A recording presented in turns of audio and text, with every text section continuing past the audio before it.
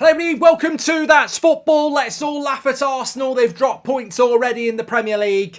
Not really. Of course I'm not here to do that. It's way too early. But look, there is a big problem at Arsenal. It's about what you want to be. I look at it and I go, I'm not surprised. I'm not surprised Fulham have taken a point at Arsenal. Fulham are a decent team. The Premier League's very competitive. It was hard for Arsenal against Palace the other night. I don't think Arsenal are Man City. I predicted that Man City will win this league by Christmas. I think they will because of results like this. Arsenal are a very, very good side, but dropping points at home to Fulham will stop you being anywhere near Man City. Arsenal cannot beat the likes of Fulham at home week in, week out like Man City can. That's what you've got to do. They did it at the start of last season. They fell away at the end of the season. It's a relentless, persistent win ratio that you need to go near Man City. And I don't think Arsenal can do it. And I think we saw that today. Fulham, it's not a shock that Fulham have got a result against Arsenal. I think there are problems at Arsenal though. I think they'll be right up there in the top four. They'll probably finish second. But Arsenal fans maybe already knew, or if they didn't, tonight we'll be thinking, well, look, we're not going to win the league. Man City are on a different level.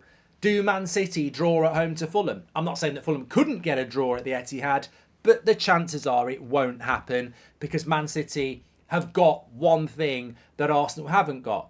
Well, in fact, actually, they've got a lot of things, but the main thing is they've got Erling Haaland to put the ball in the back of the net. I've said this for so long, and it's almost like I've got this magic sauce when it comes to Arsenal because I look at Arsenal, I can see, and I normally get proved right. Arteta, I could see what he was trying to do. Arteta out, get the T-shirts out. And then Arteta's a genius. And I don't think anyone would be sat there tonight going, Arteta out, he's rubbish. But I look at that Arsenal side, and you need a striker. You need a goal scorer. That's the thing that will make you challenge Manchester City, and you don't have it. Now, there's a lot of clubs that need a striker at the moment. Man United need a striker. Chelsea need a striker. Everyone wants a striker. There's not loads of them out there. But you put Victor Osimhen in an Arsenal shirt, they, for me, suddenly become genuine title contenders. And you look at the game today, I think Trossard was playing down the middle and Nketiah comes on. They've had 19 shots to Fulham's 8. They've had 11 shots on target to Fulham's 3. And they've drawn the game 2-2. I watched them against Palace the other night. They won 1-0 and were holding on because they went down to 10 men.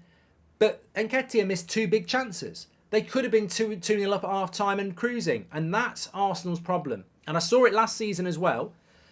They don't kill games off enough. They can kill games off. When everything clicks, Arsenal can be 3-0 up after half an hour. But they have a lot of games like Palace and Fulham today where the opposition are always close enough that a result could happen. If Palace had equalised in the last minute, they've got a draw midweek because it was 1-0. And Fulham today with 10 men, they've got the equaliser and they've taken a draw. And that's Fulham. That's Arsenal's problem, is they don't have that fear in the attack. They don't have that clinical, I'm going to score whenever you give me a chance striker that Manchester City have got. And that's what Arsenal are missing. And I'm not saying they're wrong to buy Declan Rice or Timber or, well, we'll talk about Havertz in a minute. But that's Arsenal's problem. They should win that game. Man City, you give Man City 71% possession, 11 shots on target, they're not going to draw the game 2-2. You give it to Arsenal, most of the time they will win with that, but every now and again this happens, and every now and again you drop 2 points that you shouldn't do, and that's why they won't be near Man City for me. I still think they'll have a really good season, and as I say, it's not a laugh at Arsenal result to draw to Fulham. Fulham are a good side, but Arsenal are missing that clinical striker. And there will be people in the chat saying, you're talking rubbish, we average so many goals per game. That's not what I'm talking about. I'm talking about, look at the games where you drop points. Did you beat them teams 3 or 4-0? No. Statistically, could you have done if you had that star striker? Yes. And I'm looking today and I'm going, everything about those stats say to me, Arsenal win that game by 2 clear goals. And the end of the day, you've drawn it 2-2. Havertz, I mean, look, I didn't watch all of the Arsenal game, but in relation to Havertz, I would always back Arteta because I think he is a very good manager who tends to get a lot of things right. But when it comes down to transfers, You're not sacking Arteta out if Havertz doesn't work. That's not how it works. Every manager, from Pep Guardiola to Ancelotti, from Klopp to Sir Alex, will have signings that they've spent a lot of money on that fail. The transfer success rate is if you've got a 70% hit rate, you do really well. So maybe Havertz will be a flop, but I think it's too early to say that. What I will say is, and again, I said this right at the start, right at the first game for Arsenal, I don't like your midfield. I don't like your balance. I don't like Rice, Odegaard, Havertz. It's imbalanced. It's too open. You will be got at in the midfield. And I think Fulham probably did do that today because Rice is the protector. Odegaard and Havertz are too attacking. And I'm not a big fan of Havertz. I'm not writing him off in an Arsenal shirt, but I definitely wrote him off in a Chelsea shirt. I don't know what he does well. He's not scoring goals. He's not creating goals. He slows the game down. He always seems to want to take an extra touch. He's not a very good tackler. I don't know what he brings to your team that Arteta wanted to spend £65 million on.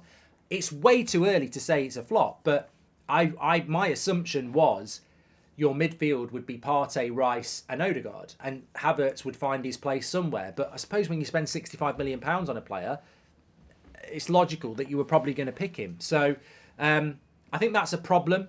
I hope Havertz plays against Man United. He'll probably score a bloody hat-trick now, but I quite like your midfield with him and Odegaard in it than I would if Partey was in it. So it'd be interesting if he says that. But look, it'll be disappointing for Arsenal because last season you took 43 from your first 48 and now you've took 7 from your first 9. You've dropped 2 points already in a game that you'd expect to win.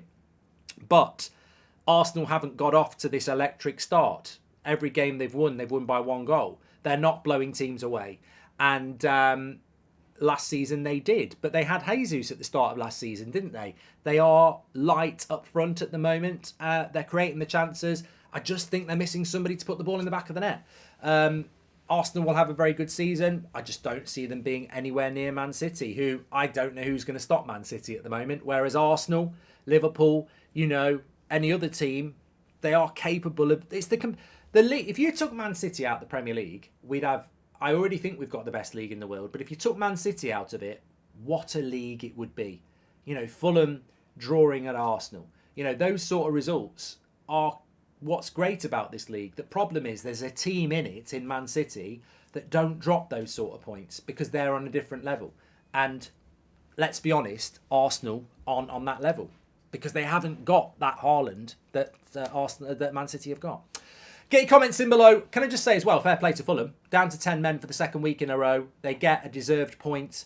They were always in the game. Very, very good side. They've lost Mitrovic as well, and yet they're still getting results. I think they've got 4 points from their opening 9. Obviously lost to Brentford last week, got a draw today, and then a win at Everton. So unbeaten away, 4 points away from home.